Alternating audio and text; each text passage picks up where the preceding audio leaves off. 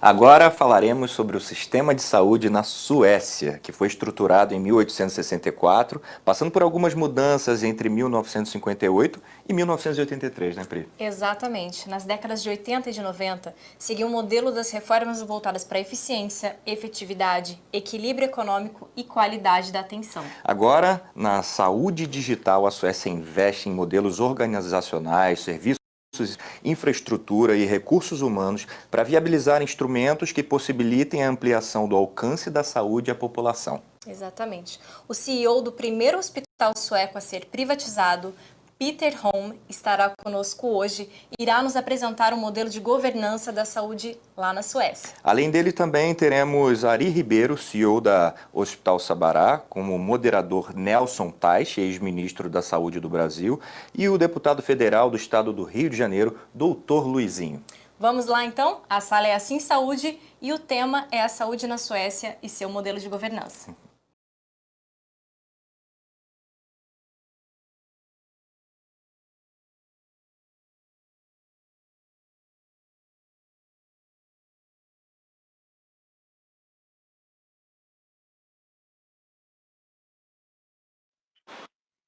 Muito boa tarde a todos e a todas. É um prazer enorme estar aqui com vocês. Eu queria, em primeiro lugar, fazer um agradecimento aqui à organização do evento, à organização do FIS Digital, em especial ao amigo Josias Vilar, reiterando a importância deste evento de convergência de ideias no sentido de contribuir para a evolução e o aprimoramento do sistema de saúde brasileiro.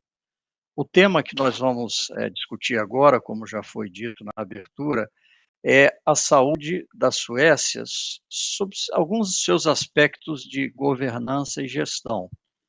E o que nós vamos abordar, além de uma visão geral do sistema de saúde sueco, são aspectos mais específicos de uma experiência que eu julgo muito interessante da relação público-privada na Suécia. E para isso, né, nós temos o prazer de receber hoje o Peter Holm, que é um médico formado pelo Instituto Karolinska, numa formação muito sólida médico-científica também pelo Instituto Karolinska. O Peter tem uma tese de doutorado muito interessante, estudando aspectos da circulação pulmonar e do sistema de vasoconstricção endotelina. O Peter é formado, então, como cirurgião torácico, cirurgião cardíaco torácico. Tivemos o prazer de trabalhar juntos na década de 90, no Karolinska. E, depois de uma carreira médico-científica muito sólida pelo Karolinska, pelo Hospital Universitário de Uppsala e também na Austrália, o Peter fez uma mudança para a área de gestão e desde 2010 ele tem ocupado posições e se desenvolvido na área de gestão, sendo que nos últimos 5 anos, integrando a maior organização de prestação de serviço privado na Suécia, que é a Capio. E mais recente assumiu o papel de CEO do Hospital Sant Göran, que em português seria traduzido para São Jorge.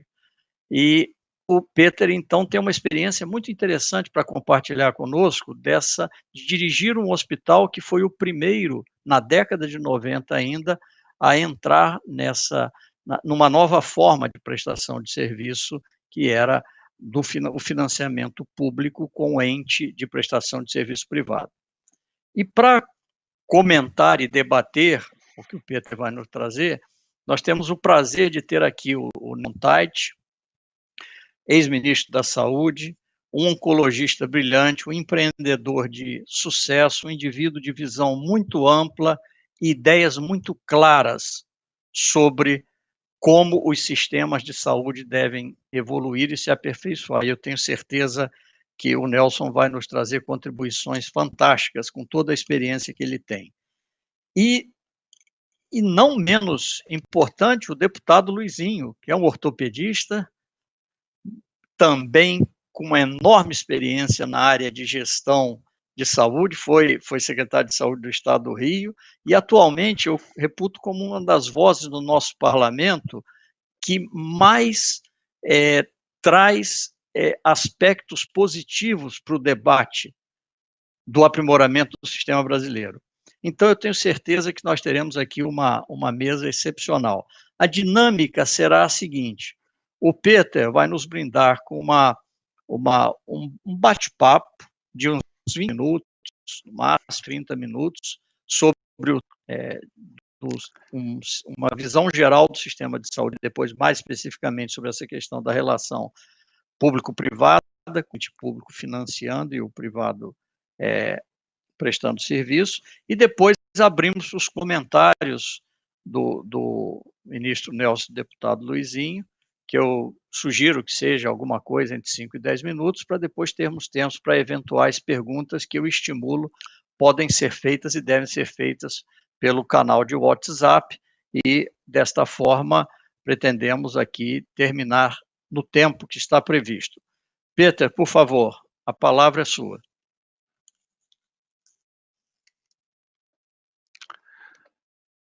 Thank you, Ari, and thank you for the organizers to have this opportunity to talk a bit about the Swedish model, and always good to see you again, Ari.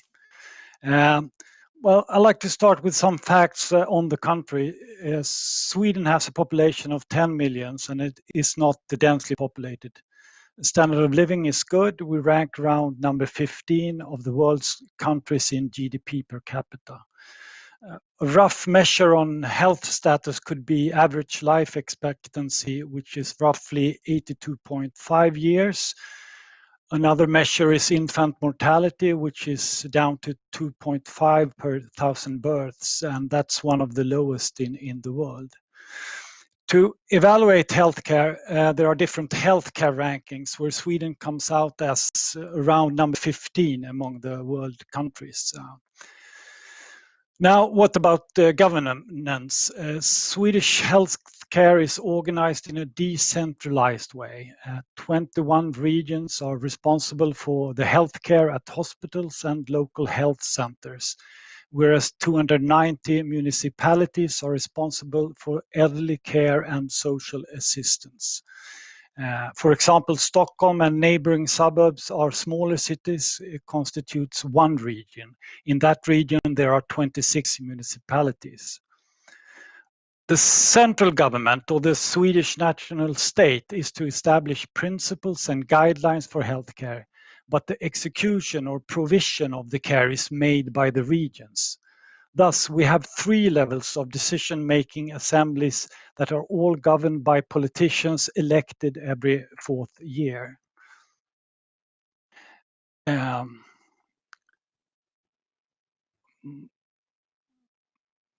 One moment.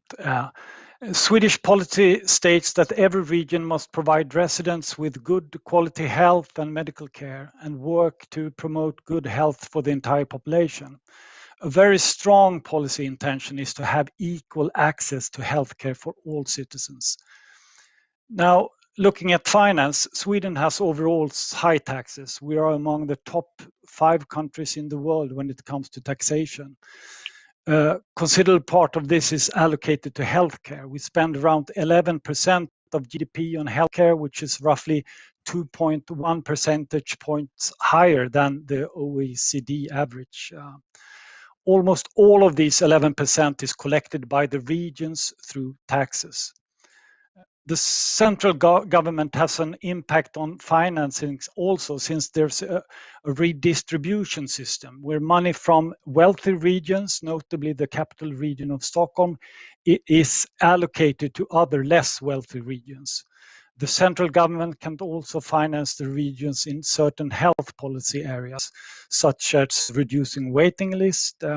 However, most of the financing is by regional taxation. Now, looking at organization or delivering the care, that's up to the regions. So they can provide the care using their own organization, hospitals, etc. This is by far the most common way of providing care. 85% of the care in the country is provided by the regions themselves.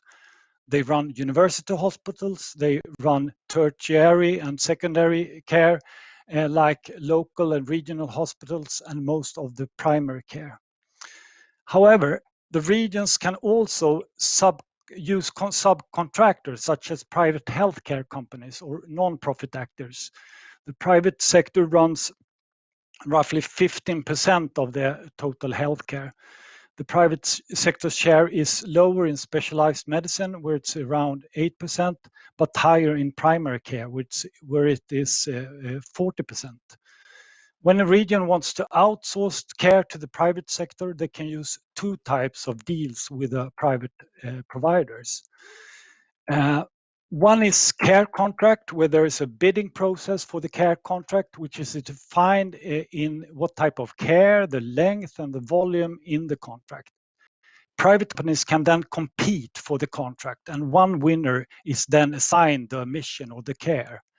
The contract for my hospital, Capio St. Goran, is the largest single contract in the country. We are the only private provider running a tertiary emergency hospitals. The other type of deal is called care choice, where the regions define the medical area and certain criteria a provider must meet to deliver the care. Price is also given by the region. If a private enterprise or private company meet these criteria, they are authorized and can start recruiting patients. Care choice is meant to give patients a choice between caregivers and hospitals, and for the private providers to have reasonably long-term stable market conditions. It's up to the region to decide if they want to subcontract care using care contracts or care choice. However, primary care is an exception since there's a nationwide care choice decided by the central government.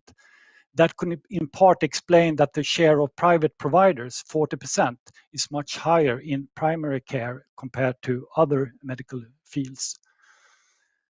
The overall structure of the healthcare has a history of being oriented around hospitals. I think this is partly explained by the politics in the 1960s and 70s that made local GPs, general practitioners, that used to be independent practitioners to instead become employed doctors in the hospitals. The overall trend of shifting inpatient to outpatient care has resulted in a clear reduction in the number of hospitals bed, now down to 2.2 per 1,000 inhabitants, one of the world's lowest. For example, most of the mental care is now in an outpatient setting.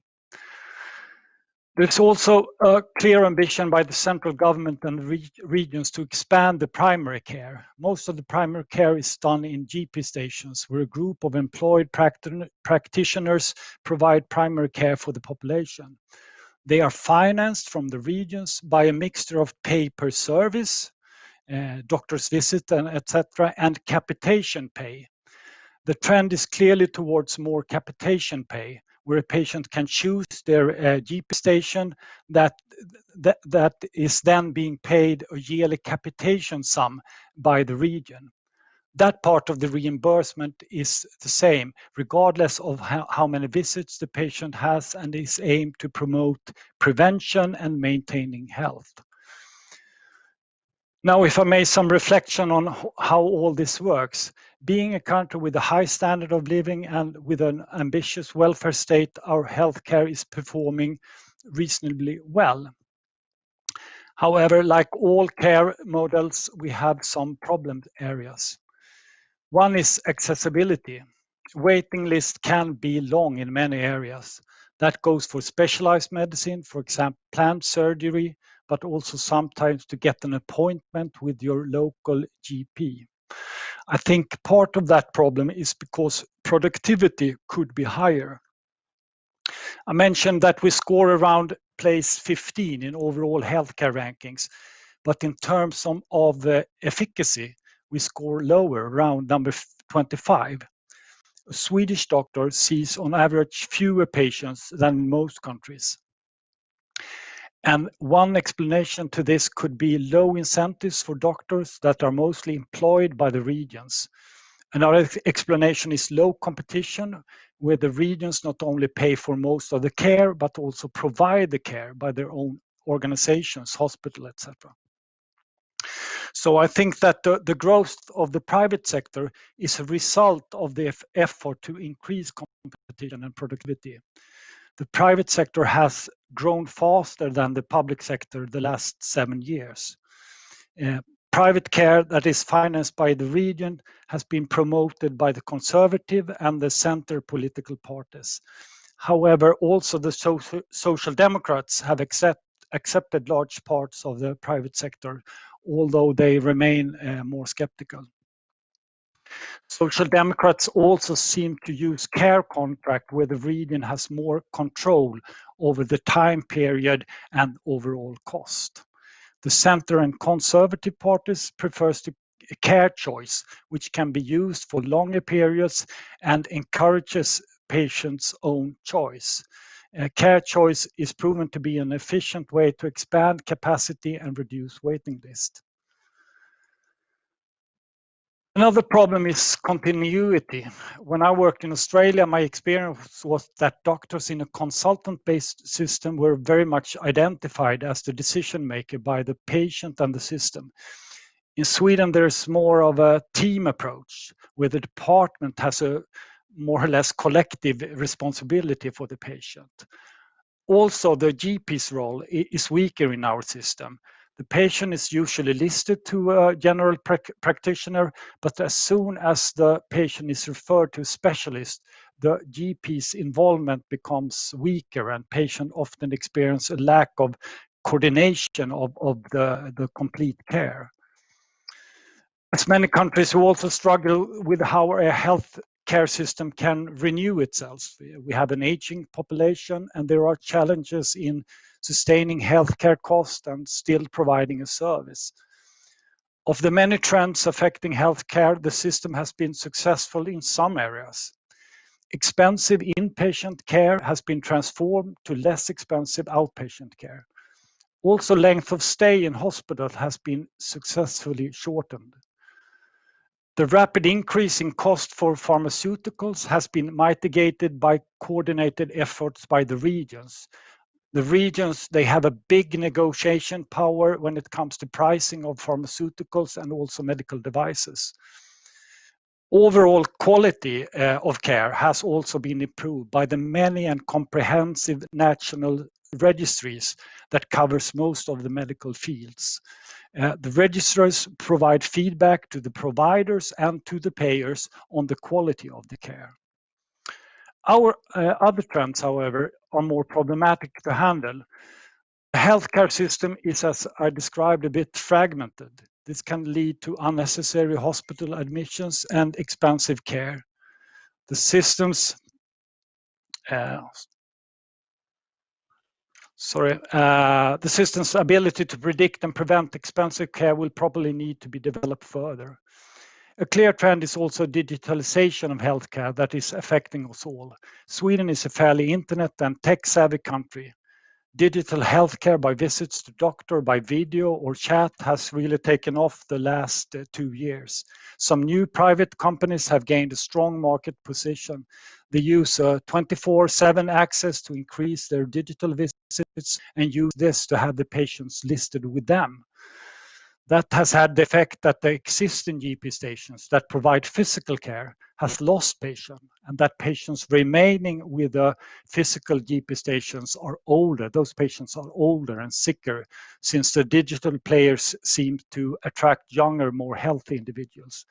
My company, Capio, is aiming to provide both care both digitally and in person at GP stations.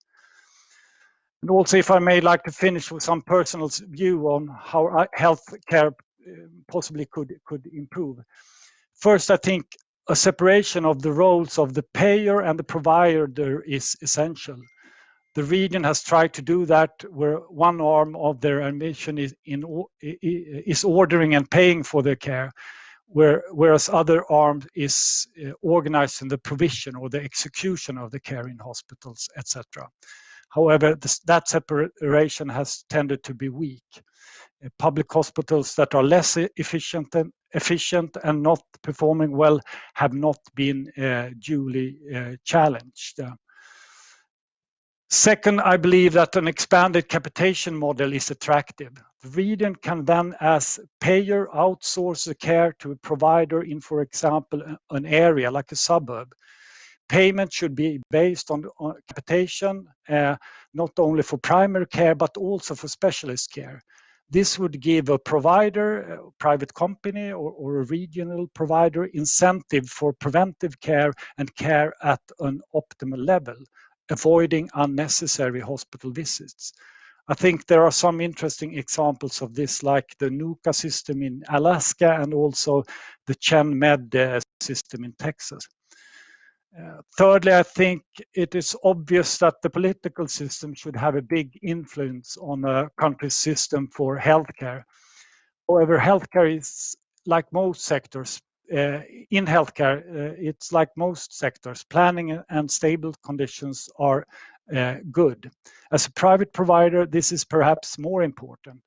As a private company, we want to attract investments, etc., to be able to develop the hospitals or the healthcare service. For example, in digital care.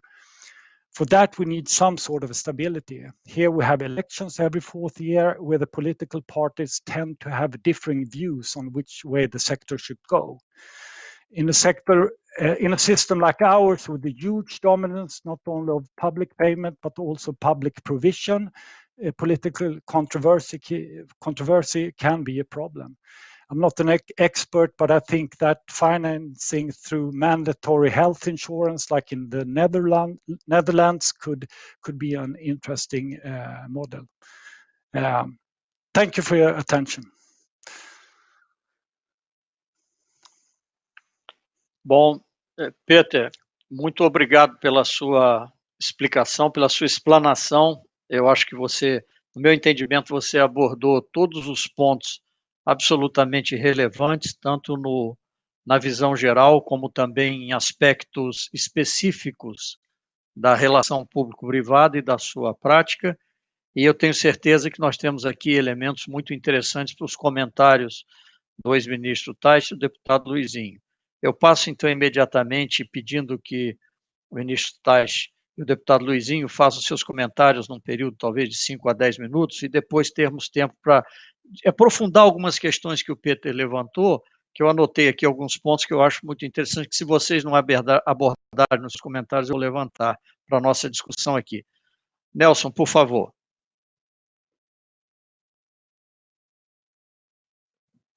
Seu microfone deve estar fechado, Nelson, tá não? Bom, primeiro eu quero agradecer a você, ao Josier e o grupo organizador o convite, a possibilidade de estar aqui. Essas discussões elas são sempre muito ricas porque até elas realçam as dificuldades e as diferenças que existem, né? A primeira coisa que eu quero colocar é, quando a gente, em relação a comparar com a Suécia, é a diferença entre um país e o outro, entre o Brasil e a Suécia.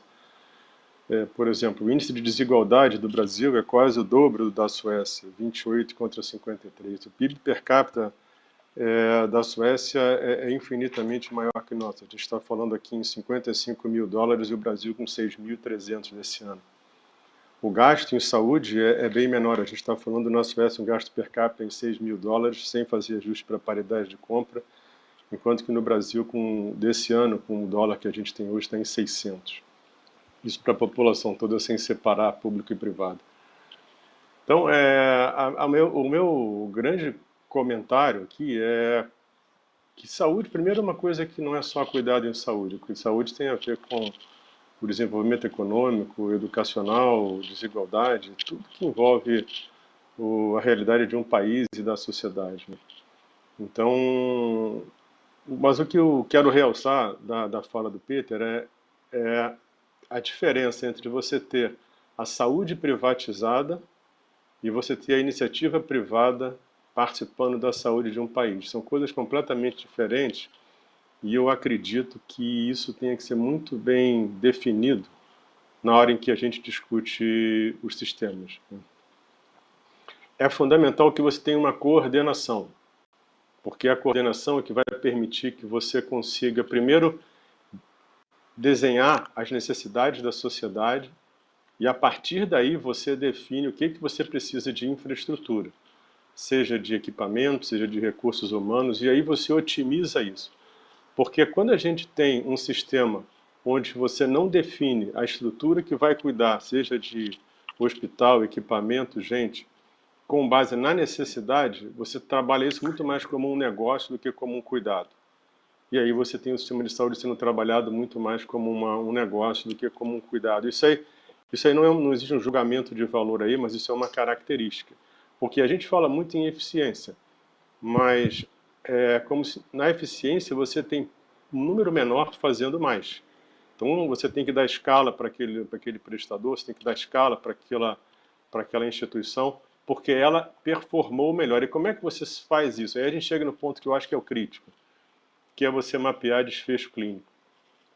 Quando você não tem informação sobre o que acontece com as pessoas, qualquer julgamento que você tem não é ligado à eficiência e à qualidade do cuidado. Ele é mais uma percepção numérica e uma avaliação de processo ou de percepção de qualidade. Porque não necessariamente quando você pergunta a uma pessoa se ela acha que se o sistema é bom, como ela não tem capacidade de julgar a entrega, quer dizer, a mortalidade, a morbidade, o cuidado, a não ser por grandes indicadores como mortalidade infantil, expectativa de vida ao nascer, ela vai julgar pela experiência.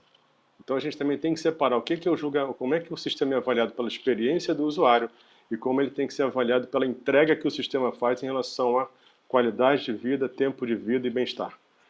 Porque então esse tipo de discussão, enquanto a gente não tiver um mapeamento dos desfechos, você não consegue saber se o que você está fazendo é o melhor ou não. Então, vou te dar um exemplo prático. Então, na oncologia, você vai para uma CONCA, que é uma instituição habilitada para tratar câncer. Se você, nesse lugar, você remunerar aquela instituição com base em serviços isolados, quanto ela produz de química, quanto ela produz de rádio, quanto ela produz de cirurgia, se essa instituição precisa de produzir para sobreviver e tem um braço que dá mais lucro, digamos que quimioterapia dá mais lucro, ela vai focar na quimioterapia.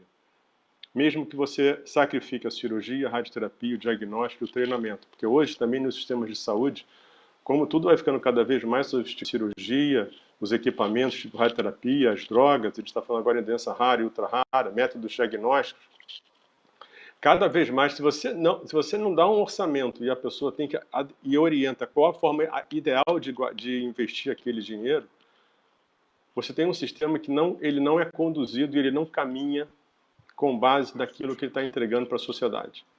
E se ele não consegue enxergar o que ele está entregando, se ele não consegue mapear a eficiência, ele vai sem coordenação, ele vai sem liderança, que esse é o grande problema da saúde.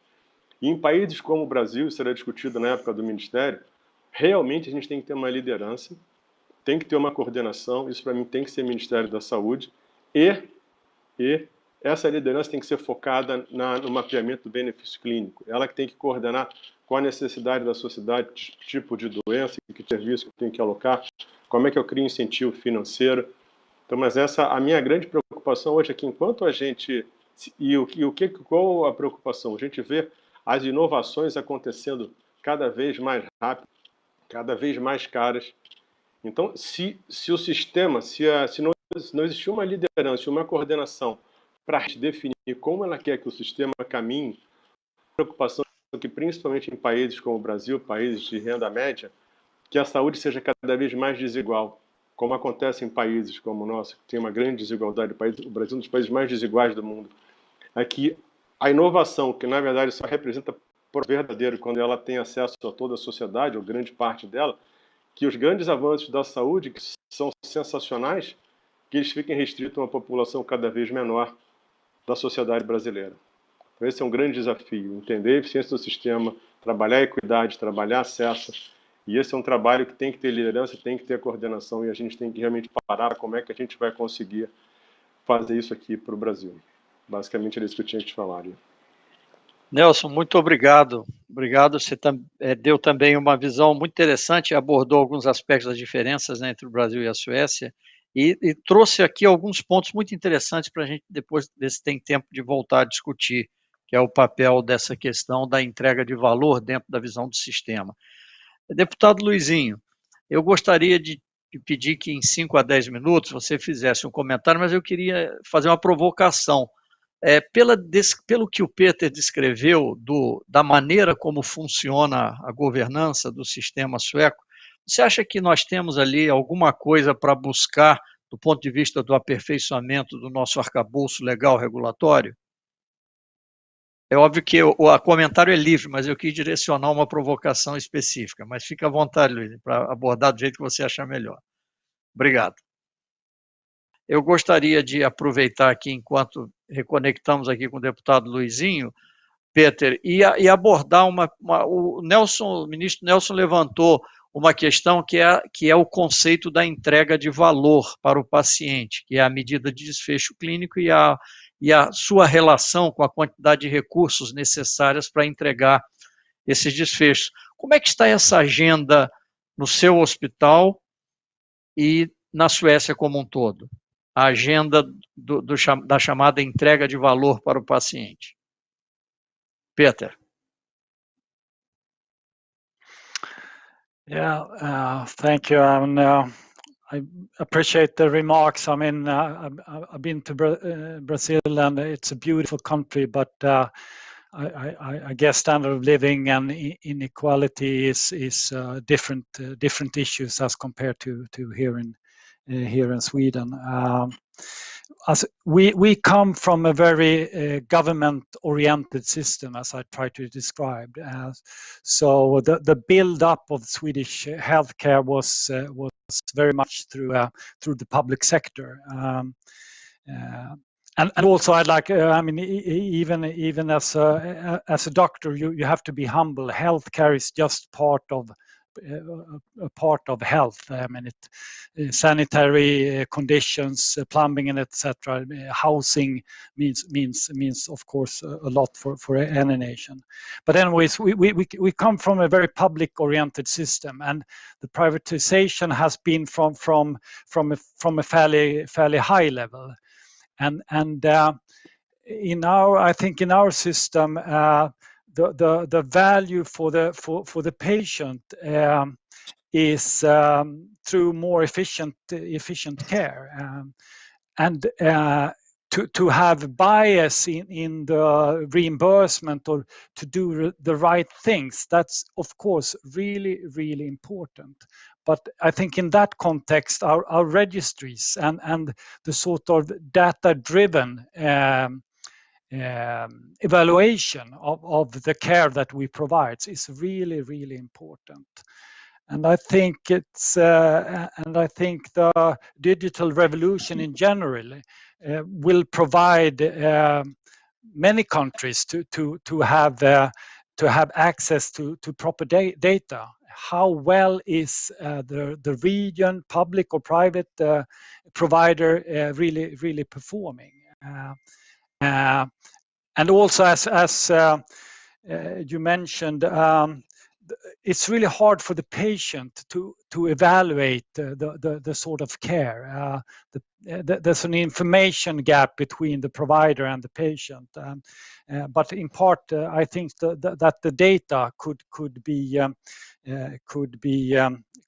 helpful. And here it's like for me as a private provider, the region is sort of the patient's agents. So the region helps the patient to evaluate: do we do the right thing at my hospital? Do we have the right quality? Do we do the right things? And that is being evaluating using data registries all the time. And that's, I think, a value added to the patient, but also to the whole system.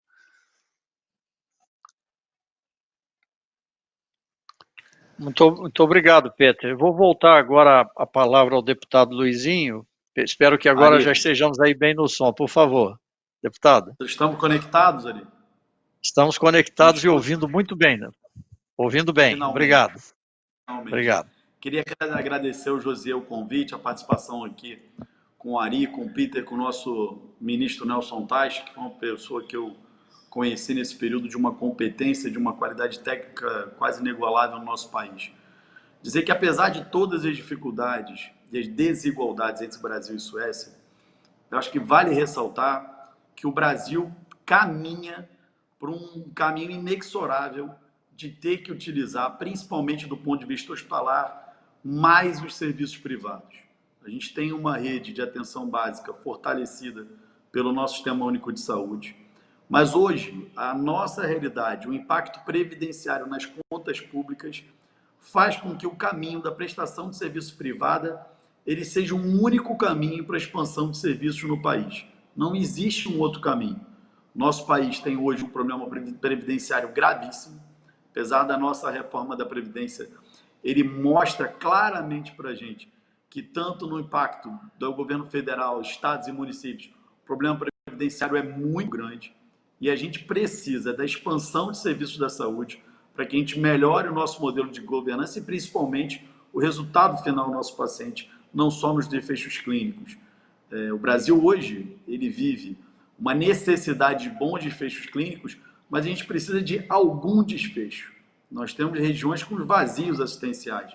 Nós temos regiões hoje, pacientes aguardando aí 3, 4 anos em fila de espera para fazer uma cirurgia simples, como cirurgia de hérnia, vesícula. Eu trabalhei ao longo de 2019 num grupo de trabalho para revisão da tabela SUS.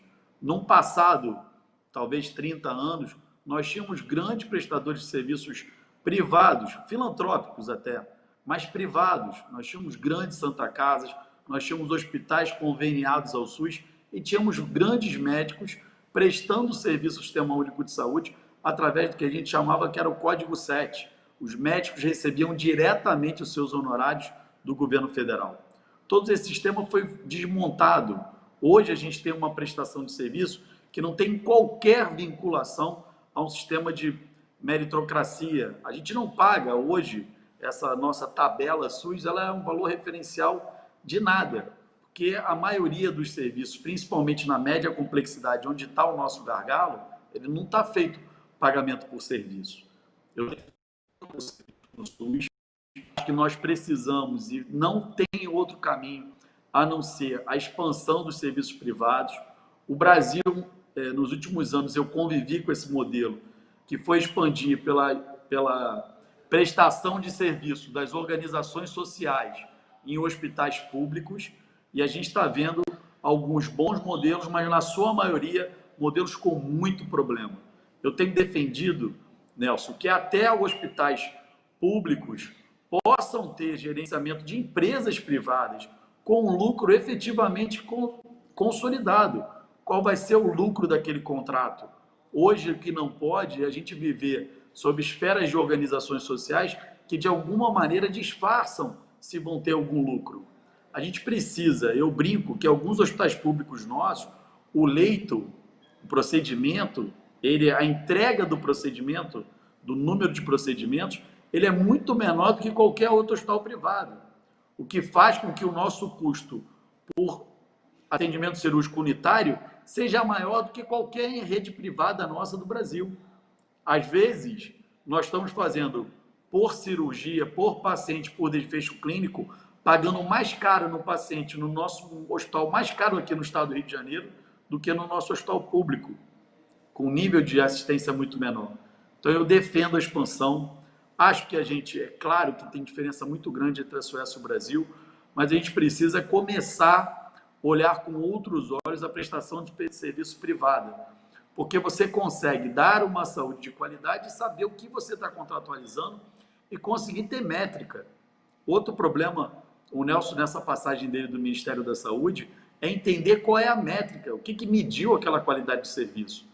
Quando o teu desfecho clínico ele é ruim, você abre, nós pagamos barato, mas o desfecho clínico é ruim, você vai pagar muito mais caro e pelo tempo de internação num leito de CTI, pelo desfecho mal realizado ou por uma cirurgia feita por um profissional que não está habilitado.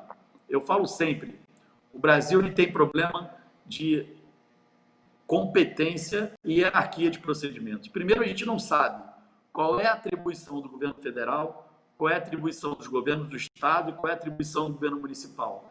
E depois a gente não consegue saber, a gente não tem implementado aqui uma hierarquização de serviços. A gente viu aqui, pelo filas que existem na Suécia, não é diferente do nosso modelo. Nosso modelo tem filas. mas as pessoas têm muito mais ansiedade nas nossas filas. Aqui, quando uma pessoa vai numa unidade de saúde, ela pode sair com um pedido de caro, ela pode sair com a medicação cara ser fornecida pelo sistema único e que vai buscar uma judicialização. Eu acho que o sistema sueco aponta uma saída, uma solução, que é a entrada dos hospitais privados prestando serviço pelo SUS com contratualização clara. O que ele colocou para a gente de que esse serviço foi licitado e houve uma disputa e alguém ganhou é isso. Nós precisamos licitar os serviços e claramente qual o serviço que vai ser prestado. Porque da forma que a gente está prestando serviço hoje na população, principalmente no modelo nosso de atenção especializada, o que a gente precisa de exame e de procedimentos de média e alta complexidade, um grande gargalo, e a nossa entrega está... A gente tem alguns serviços que estão com alguma qualidade, mas na média e na alta complexidade, a gente tem verdadeiro gargalo no país. Eu acho que a gente tem muito para aproveitar, apesar das grandes diferenças entre o Brasil e a Suécia.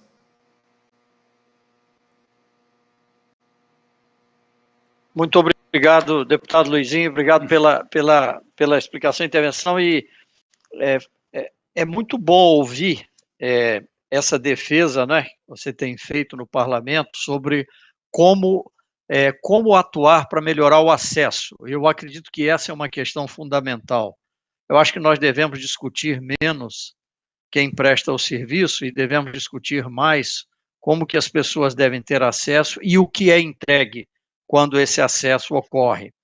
Nós temos aqui um pouco mais do que 8 minutos, e eu, então, gostaria de aqui voltar a palavra ao ministro Nelson para perguntar do que o expôs, Nelson, qual foi a mensagem principal que você tira do ponto de vista do objetivo FIS, que é uma contribuição para o aprimoramento do sistema de saúde brasileiro?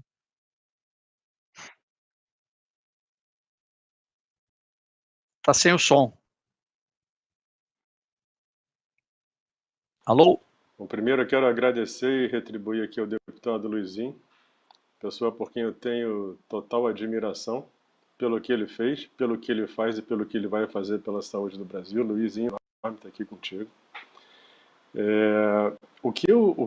A minha preocupação hoje, uma das grandes preocupações, talvez a maior de todas, eu tenho duas: a informação, e a outra é como é que a gente consegue criar leis, criar normas que aconteçam na prática, que elas aconteçam de verdade para a sociedade, né?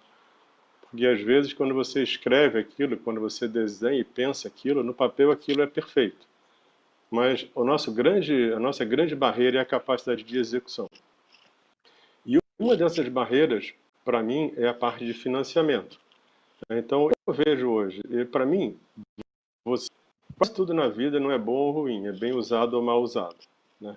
Então, na prática, eu não tenho que ter um prestador público, um prestador privado, eu tenho que ter um prestador que seja o melhor, independente de onde ele vem. O que eu preciso é de uma coordenação central. Como o deputado Luizinho falou, a gente precisa melhorar isso, né? Mas a preocupação que eu tenho hoje é qual é a nossa capacidade de remunerar a iniciativa privada. A gente vai ter que ter poucos para poder tentar remunerar melhor, e aí eu trago alguns números para a gente. Por exemplo, só trazendo um comparador com a Suécia esse ano, sem fazer com ajuste de paridade de compra, a projeção do ano passado, se eu não me engano, foram $6.000 por pessoa por ano para gastar. O sistema público brasileiro, e aí eu estou tirando os 40 milhões de vidros do sistema, a gente tem $400 para gastar por pessoa por ano, botando nas 3 esferas, federal, estadual e municipal. Então, numa situação como a nossa, o nosso nível de eficiência, de como a gente aloca o recurso, como a gente define o incentivo financeiro e como a gente controla para que aqueles que foram contratados e que vão trabalhar com a gente, que eles realmente tenham uma atuação adequada, tanto na honestidade, quanto na qualidade técnica, quanto na entrega. E isso é um caminho, né? Na verdade, eu acho que o Brasil precisa disso, né? Acho que o deputado Luizinho, na posição que ele tem hoje, ele é uma pessoa que, com certeza, vai trabalhar isso. Eu acho que pessoas como ele são fundamentais para que a gente consiga fazer com que a gente, no dia a dia, vá melhorando cada vez mais. Mas eu vejo algumas dificuldades, como financiamento, incentivo financeiro, óbvio, mapeando a parte do desfecho. Mas a nossa realidade financeira, ela é mais complicada, porque a gente, como um país médio, a gente tem um recurso financeiro bem menor. Obrigado, Nelson. Obrigado. Deputado Luizinho, eu queria lhe pedir a gentileza de, em 2 minutos, para que o Peter também tivesse um tempo para fazer suas considerações finais, fazer a mesma pergunta. Da exposição do Peter, o que você acha que foi a principal mensagem que pode ser útil para as suas discussões, para as discussões que você tem tido no parlamento, para o aprimoramento do sistema de saúde brasileiro? Bem, Ari, eu acho que do que ele apresentou para a gente, primeiro ele colocou a dificuldade da continuidade administrativa tendo em vista as mudanças políticas, que é um problema que a gente vive no Brasil. Eu tenho falado que a gente não deveria votar a autonomia do Banco Central. A gente deveria votar a autonomia do Ministério da Saúde e do Ministério da Educação. Só um ministro autônomo e com política de continuidade que a gente consegue ter entrega. Porque é muito mais importante um ministro da Saúde na condução de uma política pública e da educação no longo prazo para o Brasil do que do Banco Central. Porque não dá para se inventar nada mais no Banco Central. Tá aí, é notório que tem que ser feito. Agora, na saúde e na educação, a gente precisa de continuidade administrativa para ter um trabalho que ele possa desenvolver o trabalho de planejamento, fazer uma entrega. Por isso eu defendo a autonomia do Ministério da Educação e do Ministério da Saúde. Do ponto de vista prático, a gente vê essa dificuldade na Suécia e a gente também vê a dificuldade até no sistema. Acho que nós tivemos uma fala do Nelson. Já voltou aqui.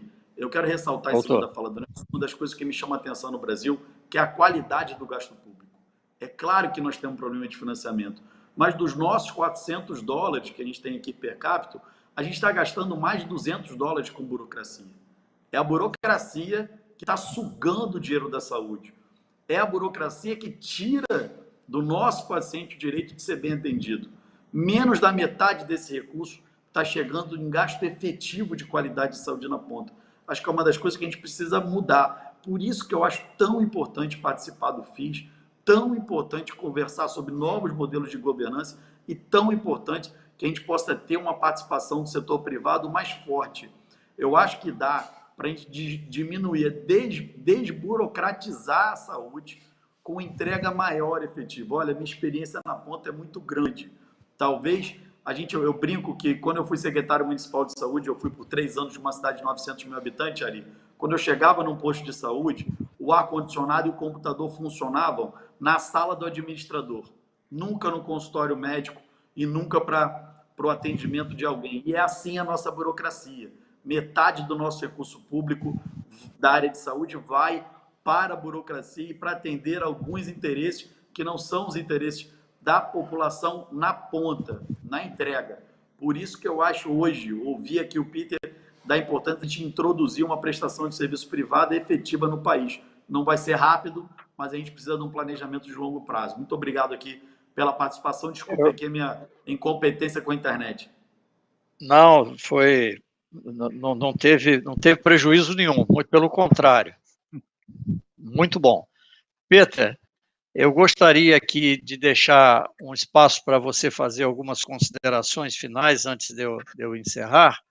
E eu passo a palavra para você, Peter. Eu espero também que essa oportunidade de troca e de você ouvir 2 pessoas tão brilhantes, visão tão ampla de sistema e de soluções, também tenha sido de benefício para você e para a sua caminhada, meu amigo. Por favor, suas considerações finais. Absolutely, a lot of good remarks and also a very prominent panel. I'm learning a lot. I think a pragmatic approach is really, really good. Healthcare policies tend to have a left side or right side, conservative side. A pragmatic approach is I think it's beneficial for the sector, and also to lay out the framework, the ruling. One example is we have care at 3 levels, as I described, or 3 decision levels. Most of the regions, the municipalities, they have nursing homes, but they are not allowed to employ doctors. So the regions, they have more or less a monopoly of the doctors in the public sector, and that's a sort of a clear-cut division of who takes care of what, which I think has been good. Also, the market. I'm a big representative for a big company, comparatively big company in Sweden, but I think bigger players seems to be more stable. I think the misuse of the system we have had here in Sweden has been very much attributed to the smaller players, and all you touch upon the data-driven decision making to have the a clear base for how is the quality of care delivered. And I think that in many countries that will be more easy in the future with the digitalization coming in. So yeah, that was what I picked up from the discussion. Muito obrigado, Peter. Então, aqui eu agradeço imensamente a sua gentileza, a generosidade de compartilhar conosco a sua experiência. Certamente nós teríamos aqui muitos outros tópicos e muitos outros pontos a debater. Nosso tempo é finito. Eu agradeço imensamente ao ministro Nelson Teich pela também gentileza, generosidade por ter compartilhado conosco toda a sua capacidade, toda a sua visão, e ao deputado Luizinho, que tem, não é, Nelson, sido uma referência e vai continuar, como você disse, sendo uma referência sem dúvida. Do direcionamento adequado ao aperfeiçoamento do sistema. E, mais uma vez, parabenizo aqui a organização do FIS por ter aberto a oportunidade de nós discutirmos isto a partir de um modelo que, obviamente, tem as suas questões quanto a uma aplicabilidade direta no Brasil, mas que certamente tem muito da sua lógica, da sua experiência, da sua estrutura, que nos é útil. Eu agradeço a todos e desejo uma boa continuidade de evento. Muito obrigado, meus amigos. Um abraço Boa tarde. Tchau, Luizinho. Obrigado. Tchau, Peter. Tchau. Prazer, ministro. Obrigado, Tchau. Peter.